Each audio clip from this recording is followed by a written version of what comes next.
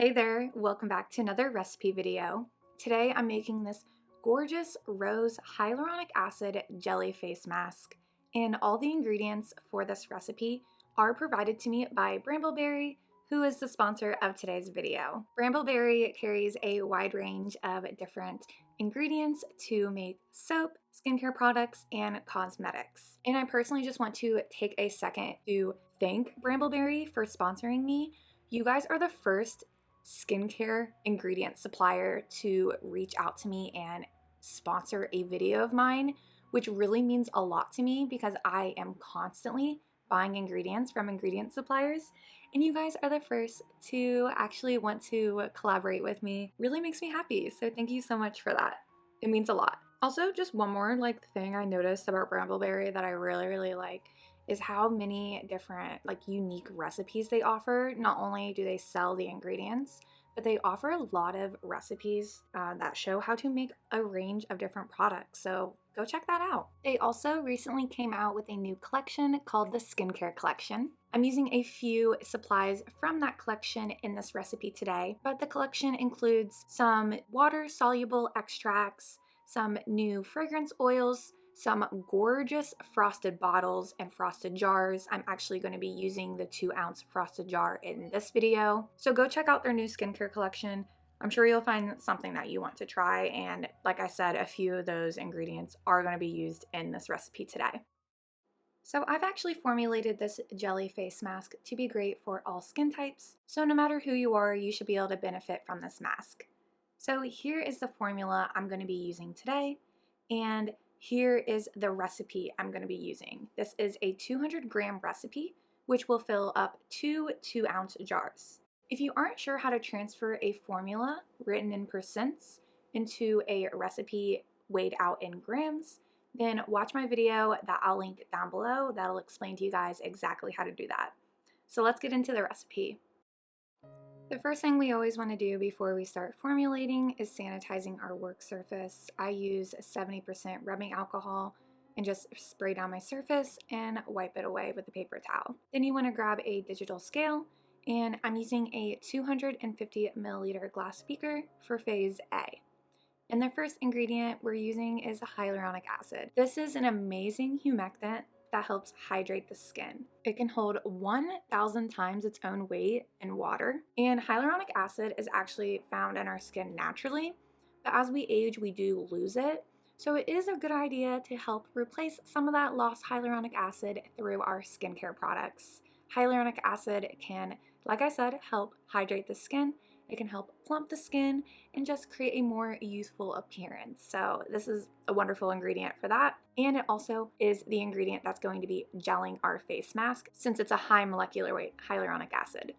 And I used 3 grams of it. Then I'm going to be adding in some pearl pink mica. I just added in a pinch.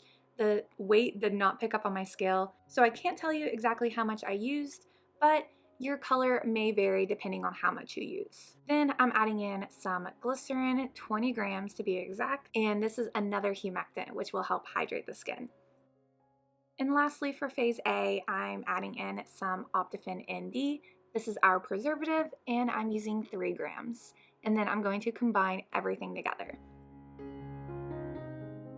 And that is it for phase A, and this is what it should look like. So go ahead and set that to the side, and let's start working on phase B. First, I'm going to add in 122 grams of distilled water. Then I'm going to be adding in 40 grams of rose water. This has a nice light florally scent to it, and it's nice and soothing to the skin. Then I'm going to add in some green tea extract for some antioxidants. I use 4 grams of it. And then some calendula extract. These are both water-soluble extracts from Brambleberry's new skincare collection, by the way. And calendula extract is extremely soothing for the skin, and I added in 4 grams of it. Feel free to use 2 other water-soluble extracts that Brambleberry carries if you would like. I just decided to use these 2. Then I'm going to be adding in some DL-panthenol, also known as vitamin B5. This is actually another humectant that will help hydrate the skin. So this face mask is just super hydrating, full of humectants. And I used 4 grams of the DL-panthenol. And you just want to mix in the DL-panthenol until it dissolves, which doesn't take very long at all. As you can see, it'll run clear once it's completely dissolved, and then we can go ahead and pour the phase B into phase A. And make sure you just mix everything right afterwards to try to incorporate it all. But there will be some clumping. This is totally normal. This is due to the hyaluronic acid, and this is the whole reason we actually mixed it with the glycerin first. It helps prevent clumping. You'll still get clumping, but it won't be as bad as if you would have just added it straight into the water. So that's why we mix the hyaluronic acid with glycerin at the beginning. So depending on the size of the batch you make, will determine how long it takes to get the hyaluronic acid to declump. But I just covered mine and let it sit overnight. And the next day, here is how she looks. So I used the hyaluronic acid, which is the gelling ingredient, at 1.5%, which got me a viscosity as you see on the screen. But I did do 2 other experiments before this. I tried 1% hyaluronic acid, and here is how it turned out. But I thought it was just a little bit too thin. I wanted it to be a little bit thicker so it was kind of easier to manage and like rub into the skin. So I tried it at 2%, which is right here on the screen, but I thought it was like way too thick. You might like it. So if you want something this thick, try the hyaluronic acid at 2%. But I just found a happy medium at 1.5%, and that's why I used the hyaluronic acid at that percentage. So now it's time to move on to the pH adjusting phase.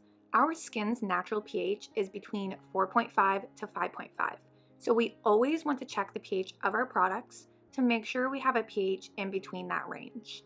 Also, we may be working with pH sensitive ingredients such as our preservative, which needs to be in a pH below 6.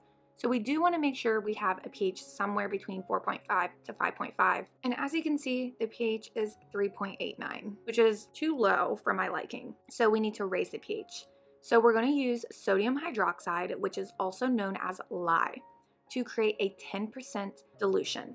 And this will help raise the pH. But I am going to start out with weighing 10 grams of the sodium hydroxide out into a glass beaker. Brambleberry actually has an amazing safety guide on how to work with lye. It is in regards to working with it with soap, but the safety guides are still the same. So I'll link that article down below so you guys can go read it. Now to measure out the distilled water, I recommend a heat-resistant plastic container, and I measured out 90 grams of distilled water. So 10% sodium hydroxide and 90% distilled water. Then you want to pour the sodium hydroxide into the distilled water, not the other way around, and then immediately start mixing.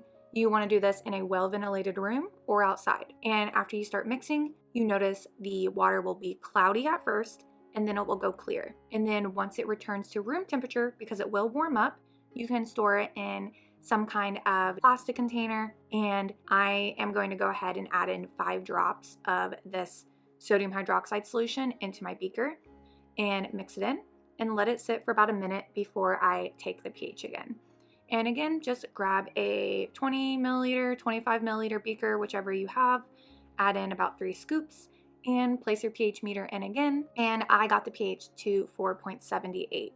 I ended up using a total of 22 drops of the lye solution. But make sure you do your own pH adjusting. Don't just automatically add in 22 drops because your pH might be different. Just add in about 5 drops at a time as you're adjusting the pH until you get to a pH between 4.5 to 5.5. Now it's time for packaging. I got these gorgeous 2-ounce frosted jars from Brambleberry's new skincare collection. So if you want these jars, I'll have them linked down below. Also, I made my own label. I'll link down below to my video that explains to you guys how to make labels. Look at this gorgeous pour. I'm obsessed with the consistency of this jelly mask. I think you guys are going to love it. And it's pretty straightforward to make. I'd say the hardest part is probably the pH adjusting, because I could see how that could be a little intimidating if you've never done it before. But as long as you got a pH meter, it's super easy. And look at that consistency. But to use this mask, it's pretty simple. Just have clean skin. I know I have makeup on, but it's just eye makeup. I don't have face makeup on, I promise. Just add I like a nice thin layer all over my face.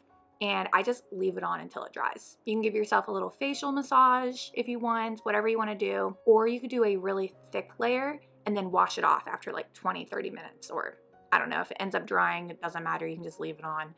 You could also use it as a sleep mask. I would do probably a thin layer for that. You'll wake up and your skin will feel nice and plump and soft and hydrated. Anyways, I hope you guys love this recipe. Thank you so much, Brambleberry, for partnering with me to make this amazing recipe for you guys. Also, don't forget to go check out their brand new skincare collection with all the new water-soluble extracts, the frosted bottles and jars, the fragrance oils, and they also will be coming out with an entire kit where you can purchase everything you need for this DIY just in one click to make it super easy for you guys. So I will link that page down below. It'll have all the instructions and everything you need to know to make this. So thanks so much for watching. Hope you guys enjoyed, and I'll talk to you guys next time. Later.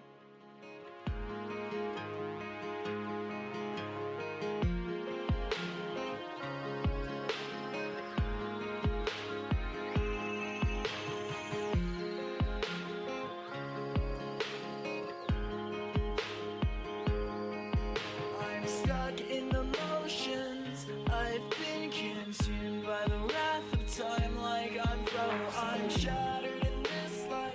It's still the path that I've chosen.